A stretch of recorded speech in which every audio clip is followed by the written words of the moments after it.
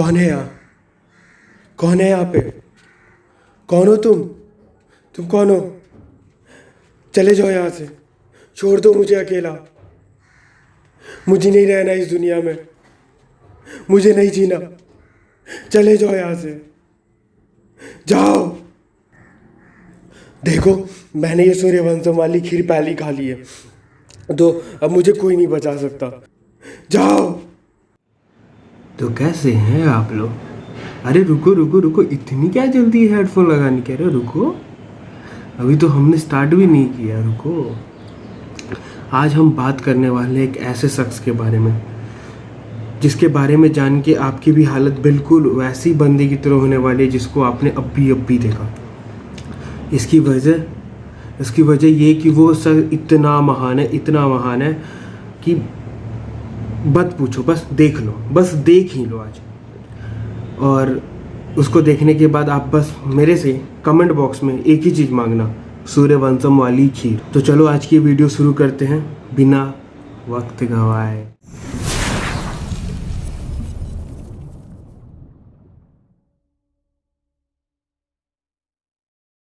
मुझे खुद भी याद नहीं मैंने कितने आतंकवादियों को मर्डर किए हुए हैं, और लेकिन गवर्नमेंट के नॉलेज में है कि मैंने कितने आतंकवादियों को मर्डर किए हैं। कहाँ पे किए हैं? जहां जहां ये छिपते हैं।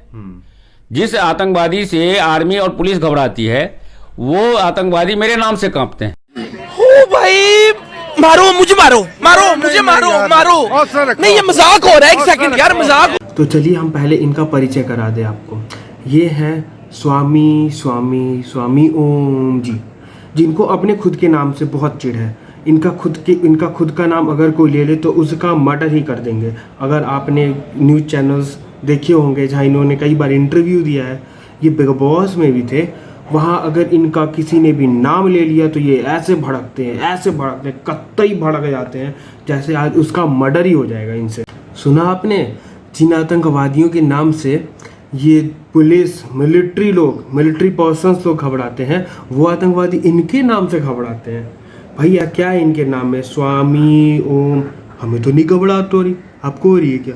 नहीं हो रही ना। अच्छा बाबा, कोई तंत्र मंत्र भी करते हैं क्या जिससे आतंकवादी या मुझे फिर तांत्रिक सम्राट कहा गया है। क्या तांत्रिक सम्राट? अबे शकल देख अपनी, तांत्रिक सम्राट बनेगा? अबे किसने कह दिया तांत्रिक सम्राट? किसने? कहाँ से तांत्रिक सम्राट? कहाँ के? और कौन से तांत्रिक सम्राट आतंकवादी और क्या वो अपनी आतंकवादी भगाने की शक्ति रखते हैं? कहाँ के हो भाई तांत्रिक सम्राट? ऐसे कौन से तांत्रिक सम्राट हो? और पहले तो ये बताओ, किसने कहा तांत्रिक सम्राट तुम्हें? किसने कह दिया? पहले तो हम उनसे मिलना चाहते हैं। किस है? मुझे किंग ऑफ ओकल्टिस्ट कहा गया है, और उसके बहुत सारे प्रूफ है आज भी। ऐसे तो फिर तुम कल को ये भी बोल दोगे कि तुम्हारी वजह से इंदिरा गांधी प्रधानमंत्री बन गई, तुम्हारी वजह से ही इंदिरा गांधी को संसद में सीट मिली, तुम्हारी वजह से इंदिरा गांधी 350 सीटों से विजयी हो गई। आप ये देखिए, इंदिरा गांधी 77 में जब हारी थी तो पूरे वर्ल्ड के सभी एस्ट्रोलॉजर्स ने कह दिया था कि इंदिरा गांधी जिंदगी में दोबारा एक मुखिया का इलेक्शन में नहीं जीत सकती। और मैंने अनाउंस किया था कि इंदिरा गांधी को मैं 14 जनवरी 1980 को मैं 350 सीटों से मैं प्राइम मिनिस्टर बनाऊंगा, और वो मैंने बनाया। Wait what? क्या? एक बार फिर से सुनाना, क्या बोला इसने इंदिरा गांधी को प्राइम मिनिस्टर बनाया? मैं बोलता ही क्यों, मैं क्यों बोलता हूँ? और उसमें तो बल्कि अशोका हॉल में एक मजाक भी हो गया था। इंदिरा गांधी ने शपथ ग्रहण के बाद ये कहा पत्रकारों को कि स्वामी जी ने तो 350 सीट कहा था, लेकिन मुझे तो 351 मिल गया। तो मैंने उसी वक्त राष्ट्रपति के जो सचिव थे उनको मैंने ये कहा कि एक लेटर पैड दीजिए और उसमें रेजिग्नेशन लिखेंगे। तो फिर रेजिग्नेशन मैंने राष्ट्रपति भवन में ही इंदिरा गांधी लिखवा करके जो चिकमगलूर वाला सीट था उसको मैंने ख़त्म कर दिया था। तब मैंने पत्रकारों से कहा, मैंने अब बताइए कितना सीट बचा? तो उनका 350।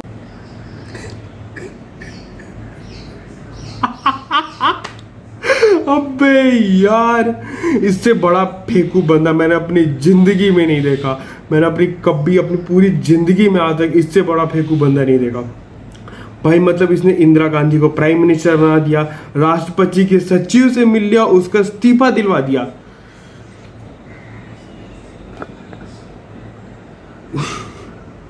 तो जो बात 1978 में मैंने कही थी, उस बात को मैंने 14 जनवरी 1980 में मैंने साबित करके दिखाया। एकदम इन्होंने वक्त बदल दिया, जज्बात बदल दिए। हो भाई, मारो मुझे, मारो मारो मुझे, मारो। अरे भाई तुम स्वामी हो, ज्योतिष जैसे कपड़े पहन रखे हैं, तो कुछ अंतरिक्ष के बारे में बात करो। ये क्या राजनीति लगा रखा है? क्या मतलब क्या राजनीति, क्या है राजनीति में? एक स्वामी के लिए राजनीति में क्या हो सकता है? खुद को स्वामी बताते हो। एक मिनट, स्वामी किसने कह दिया?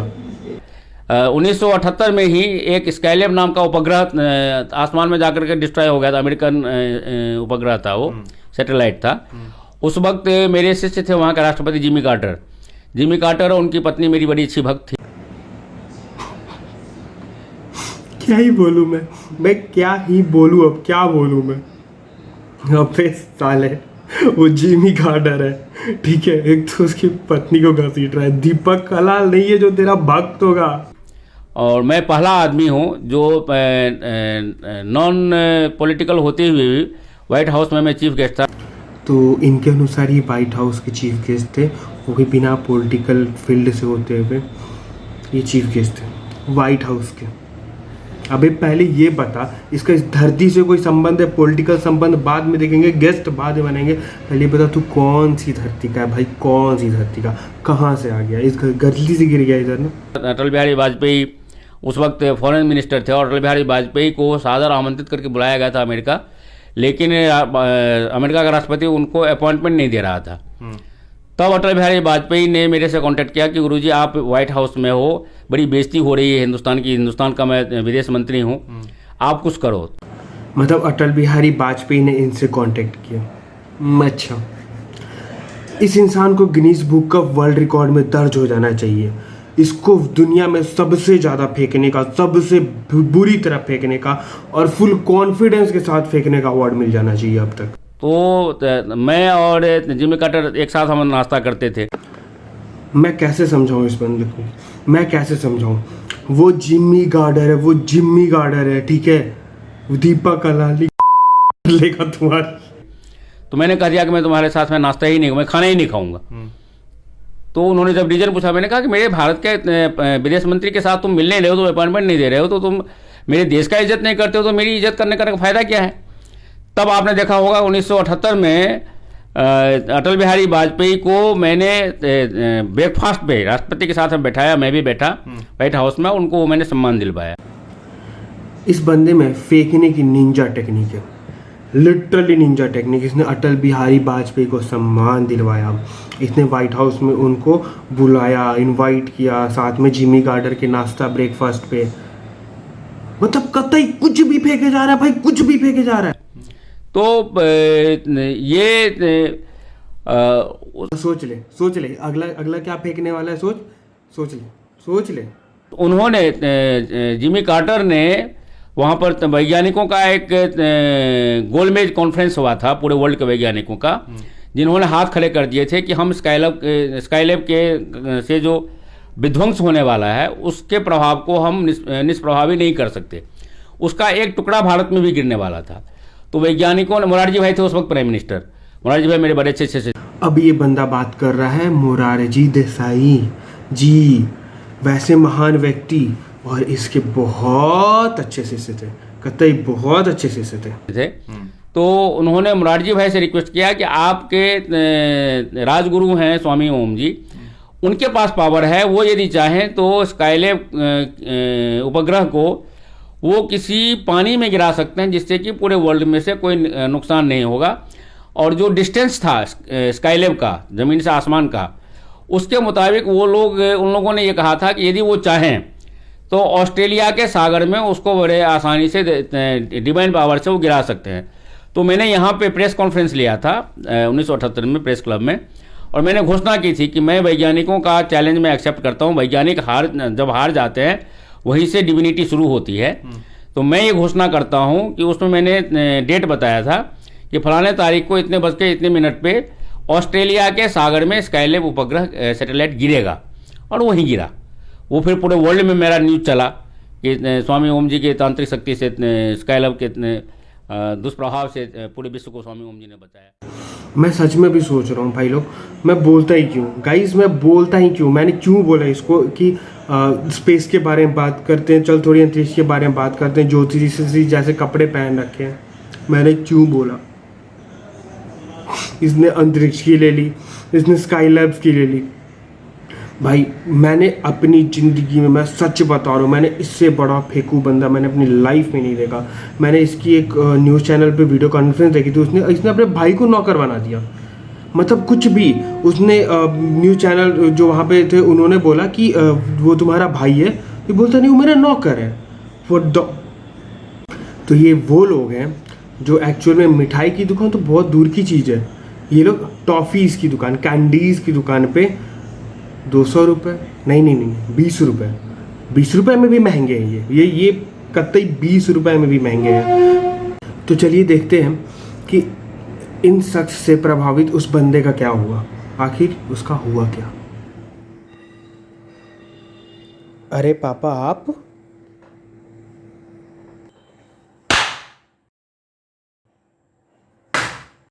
तो गाइस आज की इस वीडियो के लिए बस इतना ही।